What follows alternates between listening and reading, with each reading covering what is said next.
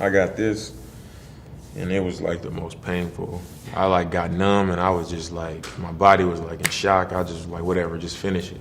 I wouldn't do it again. Some people like the pain, but I don't see how.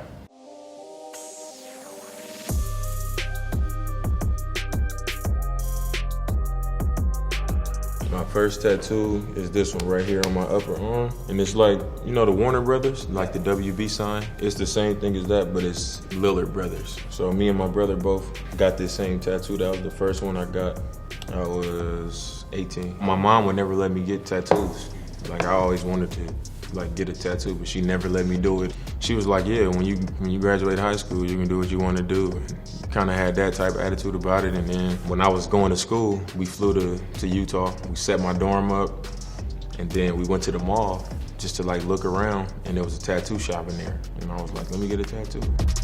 My mom was like, all right, let's do it. I'm with you. Get your first tattoo. I'll make sure it's a clean shop and that they do it right and all this stuff. So we went in there. I got the tattoo, and then she dropped me off at the volleyball game the day before school started. She paid for it too.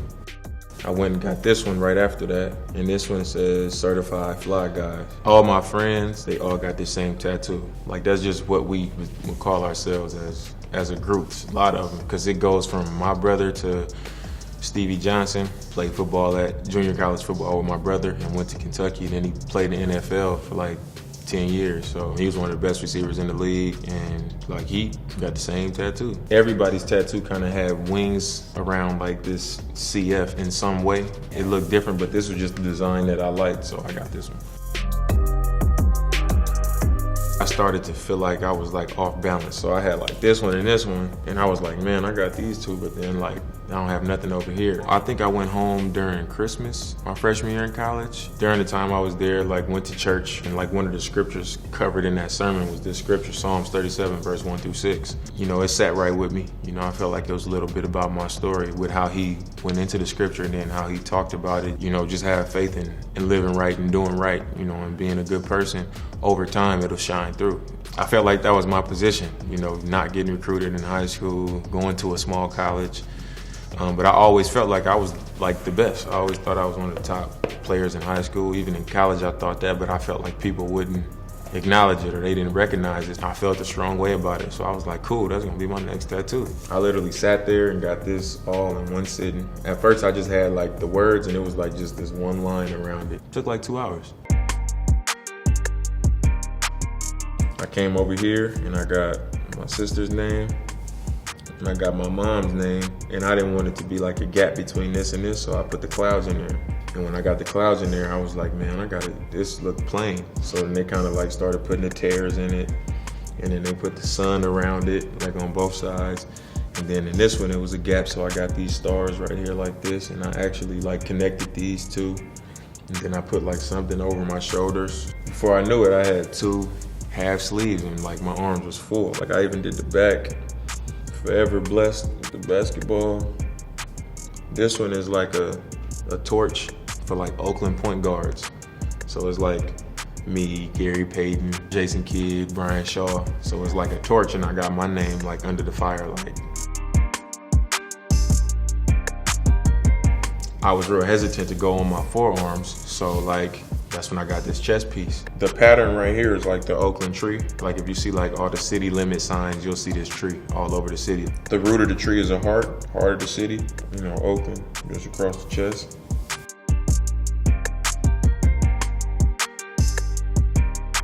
Right here and right here was done by one person. Same person did this one and this one, and then a guy in Oakland actually did this Oakland torch.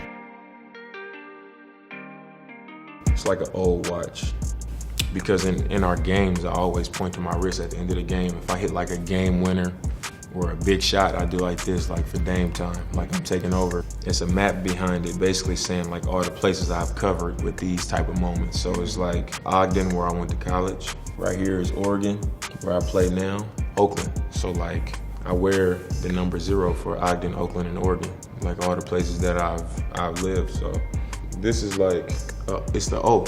I wear the number 0, but when they introduce me at the game, they say wearing the letter O, Damian Lillard, because they know my number represents Oakland, Ogden and Oregon, so it represents the letter in all those cities. That's why it's like that. That's why I got it with the quotation around it.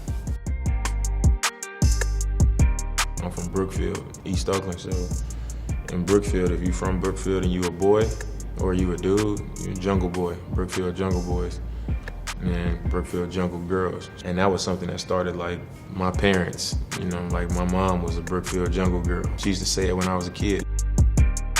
Oakland Raiders, like I'm a Raiders fan, but I grew up like right around the corner from the stadium, so always be a Raiders fan. This is the street sign of the street that I grew up on, Clara Street. That's how you throw up my neighborhood, like this.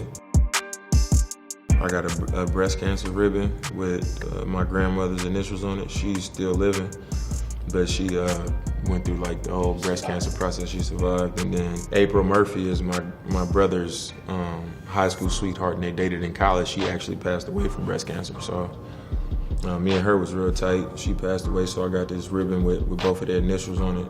Really significant, you know, something that means a lot to me, especially these two people. So, you know, it was definitely worthy.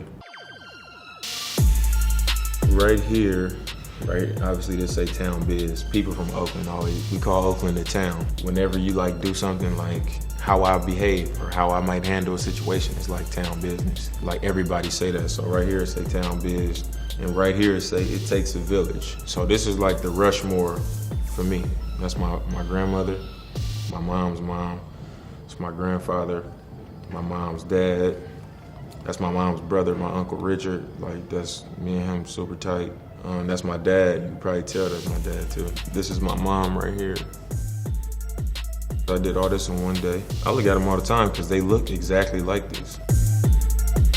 When I get an idea of a tattoo, I just make sure I sit with it for a little while just to make sure it's good. Like that's what I really want to go with. Obviously it gotta mean something to me off the rip. I sit with it to see like over time, am I gonna still think the same with this idea, or am I just in the moment right now excited about something? Like, for example, this tattoo, like when I first thought of it, I was like, man, like I was thinking about like all of the heroes and, you know, the iconic people who paved the way for us to live the way we live today as African Americans. You know, I'm thinking about Sojourner Truth, to Martin Luther King, to Rosa Parks, to Malcolm X, to Jackie Robinson, to Muhammad Ali, like athletes, civil rights movement, slavery. Without them, you don't know what the world would be today for us as African Americans. So I thought for a moment about, I might put like some of those people, you know, on my arm. And then talking to the tattoo artist, I was like, man, I got people in my life that I wouldn't be who I am, period, if it wasn't for these people, you know. So that's why I sit with it to make sure, like, all right, this makes more sense. I got a microphone on my back. I got a star on my back. It's like a broken up star where you can like see inside of the star, and it's just different words you can see. And it's just words that I think make up what a true star is, like character and family and loyalty. I think people view me as a star, like in my professional career as an athlete and like doing music and just being known, like just having a lot of fans around the world. And you know, everybody view, you know, this guy different from that guy and this guy different from that guy. But I think the true definition of what a star is, or what they embody, these words represent it, or what it should be, what it should represent.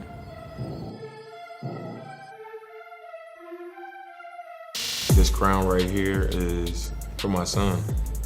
Say Dame Jr. and his birthday, March 29, 2018, and it's a crown because, you know, that's my first one. That's my junior, so, you know, that's everything to me now, so very valuable. So it got like the crown, like the Rolex design, because it's like that valuable. This is my rap logo. My boy Muyagi designed it, came up with it, me and him both. It's just like a $, but it's just a D, like for Dame Dollar, for 2 Ds. And check him out on Instagram, Muyagi, at Muyagi, Mooyagi. I'm gonna probably like fill in the rest of this space. Like just like, I know it looked like I don't have no space, but just like, it can be more full. Like I think this arm looks more full than this arm, like more put together. So like, that's what I want to do next. I don't have an idea yet. I don't regret any of my tattoos. I wish I would have used this space better with these clouds.